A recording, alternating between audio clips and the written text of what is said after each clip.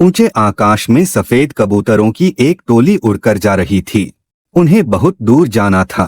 सुबह से उड़ते उड़ते थकान होने लगी थी और सूरज भी तेजी से चमक रहा था। कबूतरों को भूख लगने लगी। तभी उन्होंने देखा कि नीचे जमीन पर चावल के बहुत से दाने पड़े हैं। कबूतरों ने एक दूसरे से कहा, चलो भाई, थोड़ी देर रुककर कुछ खा लिया जाए, फिर आगे जाएंगे। एक बुजुर्ग कबूतर ने चारों ओर देखा। वहां दूर दूर तक कोई घर या मनुष्य दिखाई नहीं दे रहा था। फिर चावल के ये दाने यहाँ कहाँ से आए? बुजुर्ग कबूतर ने बाकी कबूतरों को समझाया, मुझे लगता है कि यहाँ कुछ गड़बड़ है, तुम लोग नीचे मत उतरो। लेकिन किसी ने भी उसकी बात नहीं सुनी।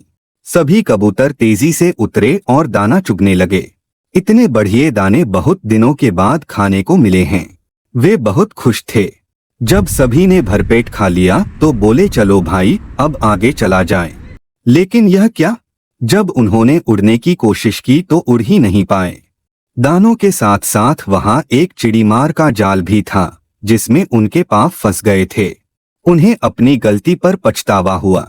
बूढ़ा कबूतर पेड़ पर बैठकर सब देख रहा था। उसने जब अपने साथियों को मुसीबत में देखा तो फौरन उड़ा और चारों ओर देखा। दूर उसे चिड़ीमार आता दिखाई दिया। वह फौरन लौटा और अपने साथियों को बताया। सब वहां से निकलने का उपाय सोचने लगे। तब बूढ़े कबूतर ने कहा, दोस्तों, एकता में बड़ी शक्ति होती है।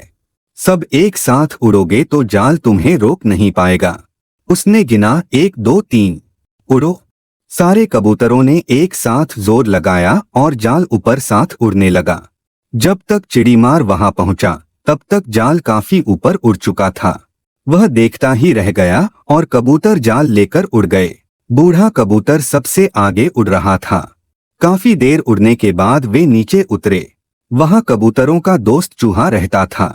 चूहों ने अपने तेज दांतों से जाल को काट दिया। इस तरह बूढ़े कबूतर की समझदारी और साथ मिलकर काम करने से सभी कबूतर बच गए। किसी ने सच ही कहा है, किसी भी काम को एक साथ मिलकर करने से वो काम आसानी से हो जाता है और किसी के ऊपर भी अधिक बोझ नहीं पड़ता। इसलिए एकता में बहुत ताकत होती है।